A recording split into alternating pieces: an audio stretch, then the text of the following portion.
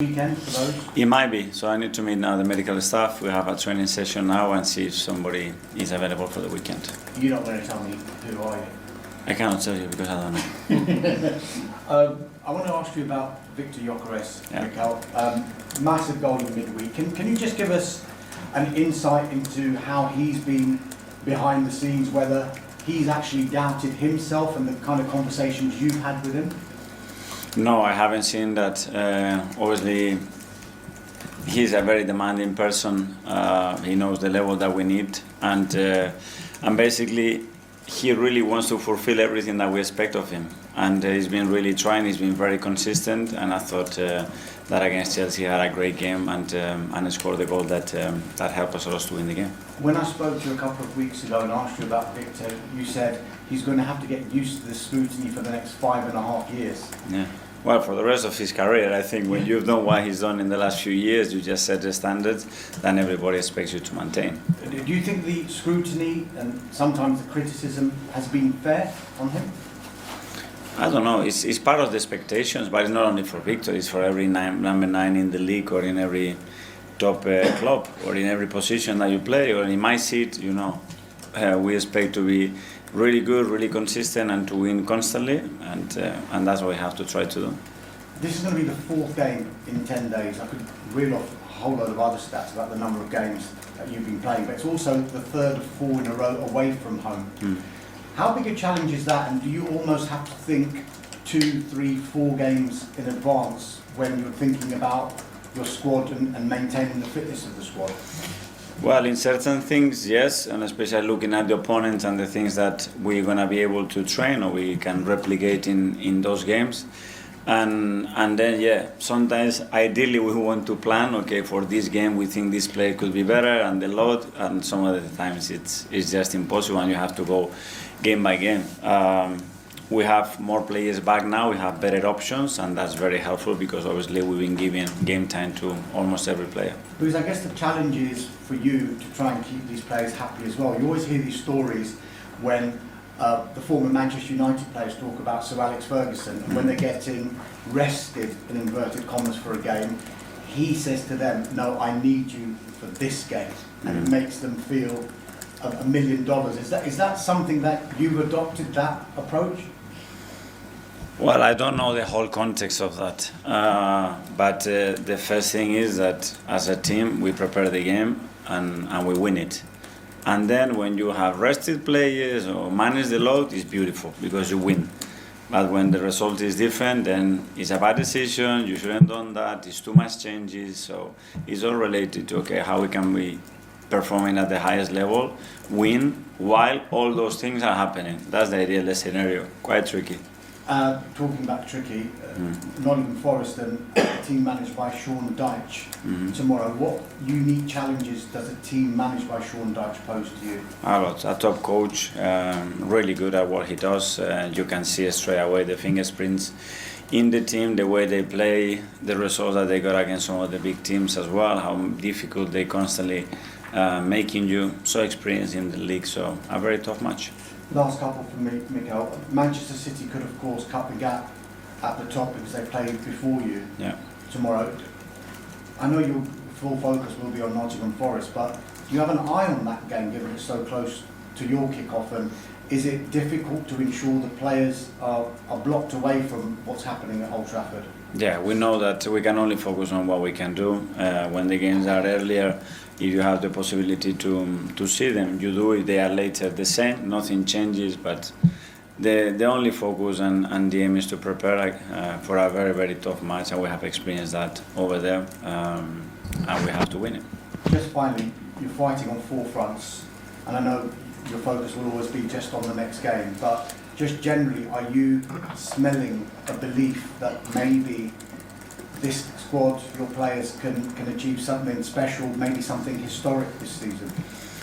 Well, I think we are building very good momentum, and belief comes from performances and a level of consistency that we have shown throughout 32 games already this season. And what we did the other day at Stamford Bridge, it should help us to be very convinced that we have the ability to do that. But the reality is that you have to show it in every game, and there's still so much to happen. but we are glad that we are still alive in the 4 competitions. Good luck. Thank you. Mick from the Premier League. Hi, Mikel. Hi. Good morning. My colleague here asked you about Viktor Gyokeres. Can I ask you about potentially another striker, Martin Zubimendi? I mean, what a goal against Chelsea. Wonderful goal. And in general, how pleased have you been with Martin's offensive contribution as well? Well, very happy in the manner that he has settled at the club. When you talk to any member of the staff or player about him, he's a big smile on their face and something very positive for sure coming out their mouths. I think he has earned the respect very, very quickly of everybody here, our supporters, and the league in general, and that's very difficult to do. And he's done it because he's very humble, very focused, incredibly consistent, and on top of that, he's surprising a few people with his ability as well to attack the opposition box. You carry on leading the league in terms of scoring from set pieces. You've been doing it so well for so long. And when you're doing it so well, what's the biggest challenge of carry on being creative in that department, carry on having this advantage over your opposition? I think practice, there's no any other secret. I think mastering what you do, the same in many other aspects in the game. You can clearly see the tendency in the league, the amount of the goals and games are decided in that phase of play. Is not only us, it's more any other teams that any time in the history of this league. So constantly adapt and evolve, that's the word. No, pretty good. Yates is, excuse me, Yates has been back on the grass with us, which is good, and shown no signs of anything other than being recovered. Woody's making slow but sure progress, and John Vic's injured unfortunately, and he's had a minor operation on his knee, so he's going to be out for a little bit. We're not sure on the timescales yet. Sorry. Ryan Yates looking closer to being back then? Yeah, he's trained all this week, so he plays out and he feels good. Bolly and Tangare as well off AFCON, are they return? Yeah, nothing too serious. They've come back just really recovering from travelling. Okay. Obviously a disappointing defeat against Wrexham. You were quite vocal after the game as well. I just wonder, what has the reaction been like to that defeat from the squad, and what those conversations have been like? Yeah, good. We spoke to the players about it, and what we expected. It's probably a tougher one for me being here because I never got to wear the shirt. So, I worked hard to try and do so. I never quite got there. So when people wear it, I expect a lot from them, and I explained that to them. And their reaction, were they quite responsive to it? Yeah, of course. The professional reactions, it should be. A few felt they weren't near where they need to be, and I think the whole collective, only the first half, don't forget. I mentioned that and I made it clear. But became last, for every minute, and every minute's important. We never looked like showing that kind of urgency in the first half, and we did as the game wore on. But I expect more from the players, and as do they. And they made that clear and feed them that back. I imagine it'll be a different group against Arsenal this weekend. You'll be aware of the challenge they pose. Yeah, absolutely. Showing once again right up there. It got closer for a few weeks, then they've stepped away again. I think it's 6 points now, so having a strong season. So of course, it's always tough playing against them sides, and certainly when they're in good form. And it feels like that break that we had in December, it's kind of come thick and fast again with Europa League's games as well in the next 2 weeks. Looking forward to those? Yeah, I think we hope to pick up where we left off. Good run of wins and performances, and mixing the group up, but they're delivered.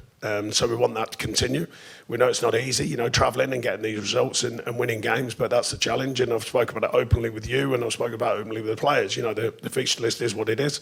It's our challenge to keep going and keep taking every game on. Very good couple of days for Arsenal in terms of the cup competitions. You almost forget that their last Premier League game was that goalless draw with Liverpool. They missed an opportunity there to go 8 points clear at the top, really missing that ruthlessness. Do you think that's a weakness of theirs in this title race? It's interesting because I was at that game and it just seemed a little bit flat. I mean, those midweek games when they're top of the table stuff, I know Liverpool are not top of the table, but they are still the champion. I thought it was quite a poor game. Overall, I don't think the weather made a difference. I think the weather made a difference on that night as well, not making excuses. I think for this Arsenal side now, they are so different with regards to their strength in depth. The main conundrum and the main question, Viktor Gyokeres gets a goal midweek, then gets an assist as well. Team selection, but this is the game I was alluding to. Yes, it was an opportunity wasted in this type of game because Liverpool were nowhere near. They had nobody in that front line area for this game. Ekitike wasn't available. Isak's out. So this was an opportunity for Arsenal to really, go 8 points clear. I thought Madueke was fantastic in this game. He's so good at going 1v1. But I just think this Arsenal side now, I love Declan Rice, Zubimendi, Odegaard, You know, Norgard can't even get a game. He's playing centre-back against Portsmouth. So this Arsenal side now, people say, oh, set-piece FC. I don't call them that.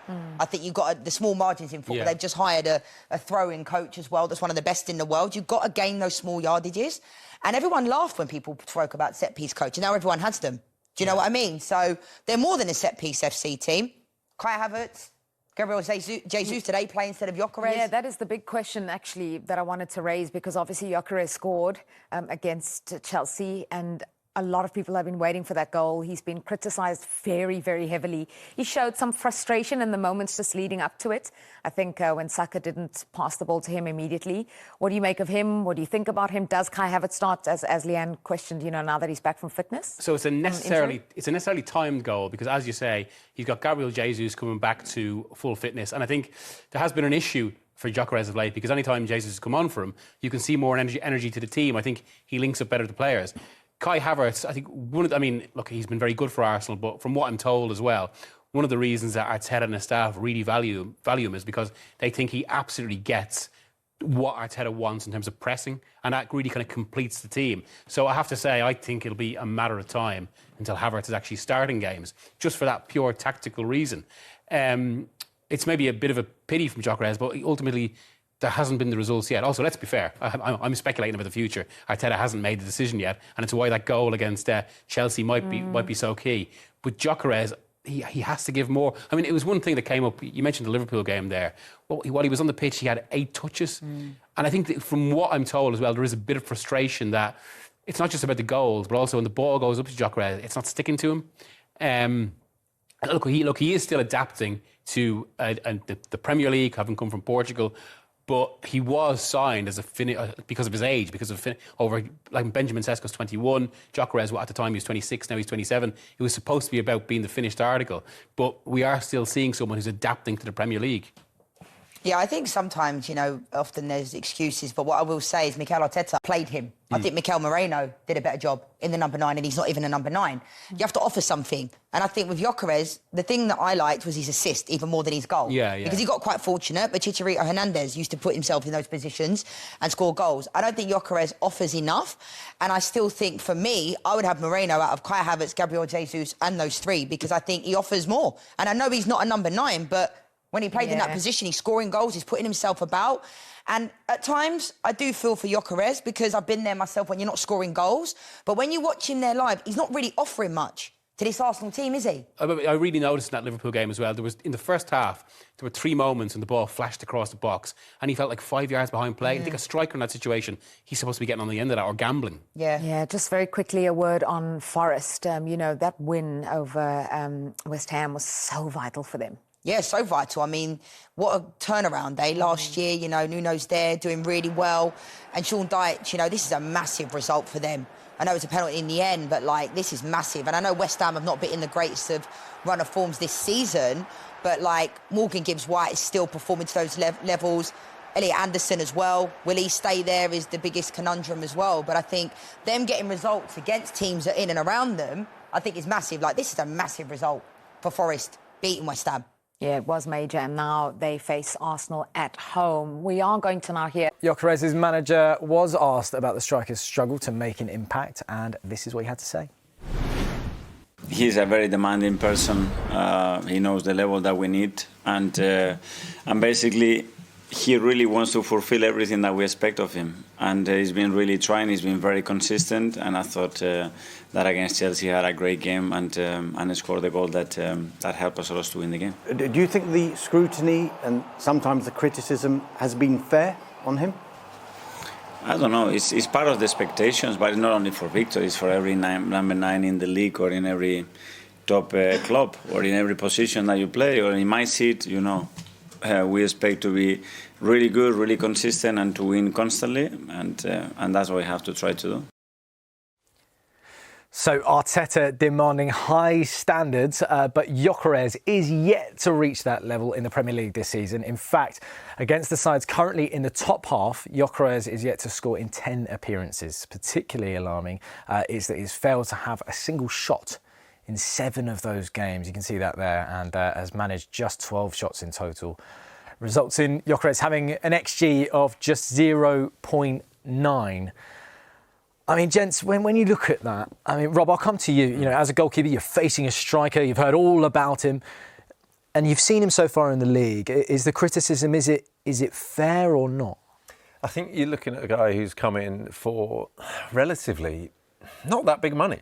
You look at someone like, compare it, he's half the money that Isak came in. Yeah. So you're saying, well, actually, is the expectation going to be that high? When you come up and play against a team like Arsenal that are flying at you with so many, and it comes to someone just that little bit lower a standard, then you hone in on that. And you hone in on that opportunity to say, press that guy. Don't let that guy score, or don't let that guy get that opportunity. And I think that's when it's in such a key position that everything, well, not everything, but so much goes through him. Yeah. That then you turn around saying, well, we can kind of bypass him, and Arsenal can kind of bypass him in a way. And I think that's where he struggled with the lack of chances, the lack of shots. And then when it comes to it, when he does get it, it's just that little bit off that he can get hounded out, and I think he struggled in that regard. They were saying there was a stat I saw this week that he has the least amount of distance apart from any defender in the Premier League. Like as a striker, like he's not making as much space as any other striker. As the goalkeeper of that defence, you know, you see your centre back marking Viktor Gyokeres. What are you saying to him? Are you saying to him, get close and just let him kind of almost have the ball and see what he can do with it? Get tight. You know, and what he wants to do is that turn. He wants to turn into the channel and get onto his favourite shot and foot and get that shot away. And I think he struggles a bit with the fullbacks bombing on and creating that second centre forward, the understanding of that, how you create your own space. Someone like Olivier Giroud was brilliant at creating his own space for others. And he's just at the minute, I think you can turn around and say, he's easy to read. He's easy to come up against and stop. And from there, you're saying, well, OK, that's one taken care of. We're facing a lot from many different angles here. We can face this and deal with him. And it's a little bit one-dimensional. Yeah, there's a lot as well that was said about people picked up on the fact that Saka didn't put in that early cross against Chelsea, got frustrated with it. There was something around the celebration. How much of it is down to him simply not getting the chances? Well, Quinton, would you say that's fair at all? In terms of his work ethic, and I'm sure his manager will say the same, he works his socks off for the team. He does all the unselfish runs. But as a striker, you need to be selfish at times. Play in the small box where he's more effective. When you look at the time he was at Sporting, it's almost like the team played for him. Right. Whereas at Arsenal, you got Saka, you got Martinelli, you got all these amazing players, and the first thought is not Gyokeres. They're thinking, I need to play short here. And as a striker, when you look at, for example, Haaland makes a run tomorrow, or when he plays for City, boom, they find him. There's the first thought in the midfielder's mind, look, where's Haaland? Where's the same? He's probably struggling now in terms of confidence. It's Arsenal. He's not scoring like he did at Sporting. He was scoring for fun. But is that going to be down to him, like almost like fronting up to the wingers, being like, you have to do this? Yeah, it's conversation. It's big. You got to tell Saka, look, I'm making this run. You got to put it in for me, please. This is my strength. But at the same time, it's now for him to change his mentality. You know, understand. Okay, Saka's he's going to drop. He's going to chop. Maybe I need to make another run. Understanding his teammates, and it takes time. I mean, every player, you don't just come into a club. Of course, you want to score goals as a striker, but you have to have patience with him. And for me, he's doing all the right things in terms of being unselfish for his team. But I want him to be a bit more ruthless in terms of when he gets a chance, he needs to put it away. OK, well, a lot is being made about whether Arsenal are able to get over the line this season and win their first league title since 2004. Well, check this out, because despite Arsenal's near misses over recent years, the majority of Mikel Arteta's squad do have experience of winning trophies. You can see here the Arsenal squad in formation, and only Ben White and William Saliba are yet to win a major honour in their senior careers. David Raya, Mikel Merino, Martin Zubimendi all won the Euros and the Nations League with Spain. Kai Havertz and Kepa have won the Champions League, plus Timber, Gabriel, Hincapié, Jesus and Gyokeres have all won domestic league titles. Jesus is the only Arsenal player to have won the Premier League. I mean, even I'll tell you, even as an Arsenal fan, that shocked me. Like, you know, when you realistically think about it and you realise that, you know, this team, they have been there, they have won those trophies. Do you think, Rob, that seeing that they do have the necessary, you know, mentality or know-how to win? I'd take a bit of it with a pinch of salt. I mean, I won the Europa League without kicking a ball, so you put it in there and you think, well, you know, there's various sort of mitigating circumstances. I do think psychologically it is a huge, that first win. Yeah. We talk about the League Cup and how that could be the catalyst. On the flip side, if they don't win it, then all of a sudden it's going to be a real test of character, a real test of strength. That Arsenal team from 20-something years ago blew everyone away. Yeah. This team is very, very different. It's almost an Arsenal team back to the 90s, of the early 90s that I remember. In you saying what teams that will grind out results, and they become a bit harder. They grinding out results come harder and harder as you get through the season. So if they don't get through against Chelsea, which I think they will, but then they obviously the final against City, you're thinking is going to be a huge one. And the biggest fillet of that is City know that. City know that it's going to be a little boost to them. So there's all sorts of mind games in there. There's mind games between now and the EFL Cup final. Yep. So there's so much to put into it. As Arsenal, who remain in contention for an historic quadruple as they return to league action against Nottingham Forest tomorrow evening. Mikel Arteta believes his side is starting to build momentum at a critical time, but admits he won't allow standards to drop as Arsenal look to end their long wait for a league title. Well, I think we are building very good momentum, and belief comes from performances and a level of consistency that we have shown throughout 32 games already this season. And what we did the other day at Stamford Bridge, it should help us to be very convinced that we have the ability to do that. But the reality is that you have to show it in every game, and there's still so much to happen. But we are glad that we are still alive in the 4 competitions. Arsenal lead at the top could be cut to 3 points by the time they play if Manchester City beat Manchester United in the lunchtime kickoff. With little margin for error, Arteta insists that his side can only take care of their own business. Yeah, we know that we can only focus on what we can do. When the games are earlier, if you have the possibility to see them, you do. If they are later, the same. Nothing changes, but the only focus and the aim is to prepare for a very, very tough match, and we have experienced that over there, and we have to win it. But you have to kind of get used to the pressure of either going first or going second. Well, that's every season is normally the same. As you said, we don't normally play at the same time, only probably in Champions League. That happens more often. But yeah, I mean, that's why more than ever, just focus on what you have to do, the task ahead, and that's it. So while Arteta is keeping calm in the title race, Declan Rice and Arsenal assistant manager Albert Stevenberg appeared to be involved in a heated exchange in the tunnel at half-time of Arsenal's League Cup semi-final first leg win against Chelsea. However, Arteta insists the issue has been resolved. All sorted, all good. But when you sort of see that, do you think it just shows how much, the guys are really, just desperate to win? Is that why you get these sort of disagreements, I guess you'd say? Yes, and the good thing is that by the time that I find out, the problem was resolved, so that's very good.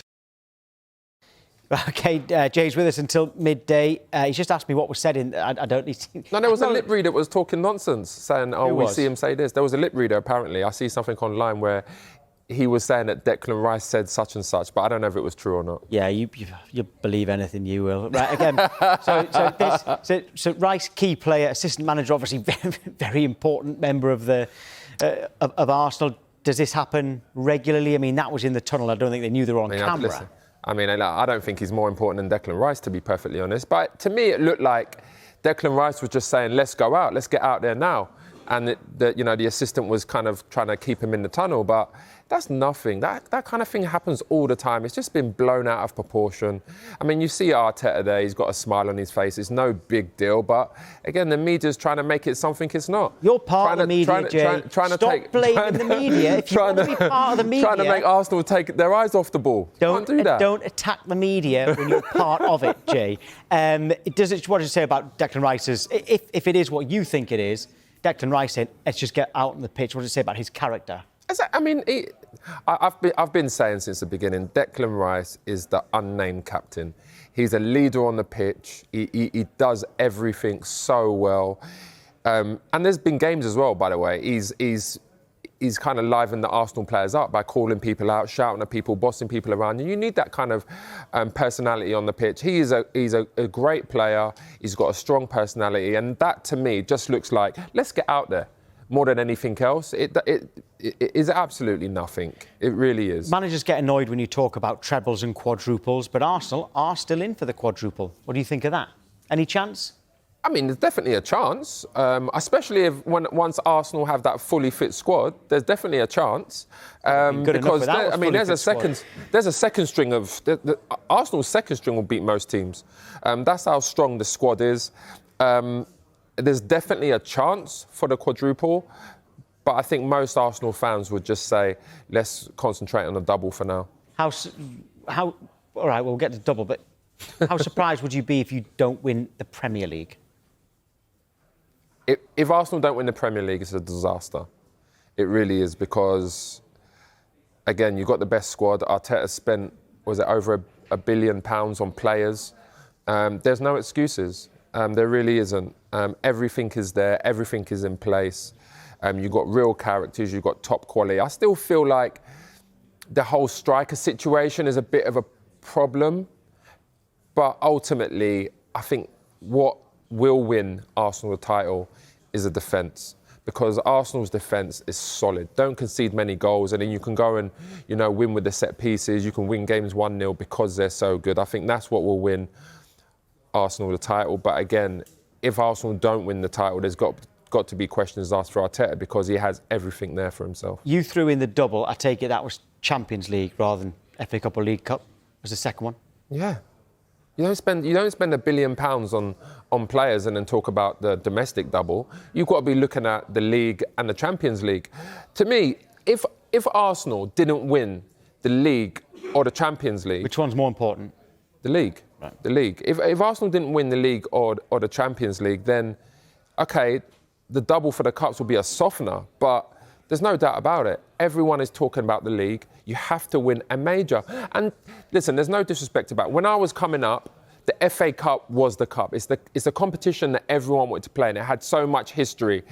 But now it's a bit diluted because squad players playing it, especially in the early rounds. And then you start, playing players as it goes, playing the big players as it gets closer and closer to the final. Yeah, I mean, can you see any weak links in Arsenal's side? Again, is it just the fact that they haven't got over the line? I mean, I don't want to say weak link.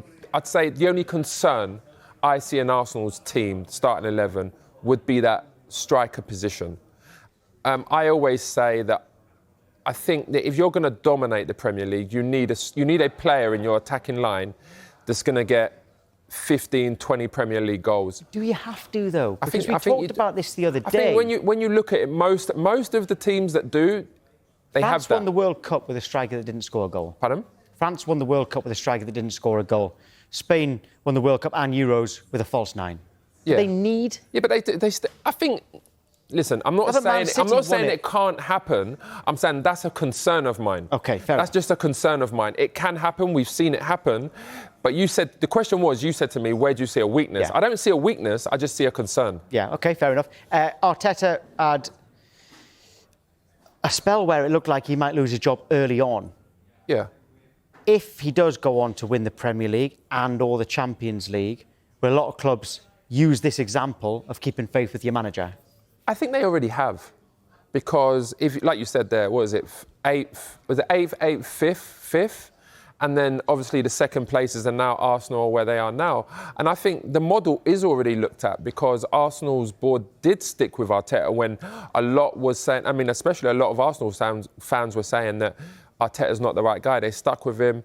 He's got better and better and better. But now it's got to the point where you need to get over the line. And I think that with this squad, especially, you have to get over the line. The pressure's on for him.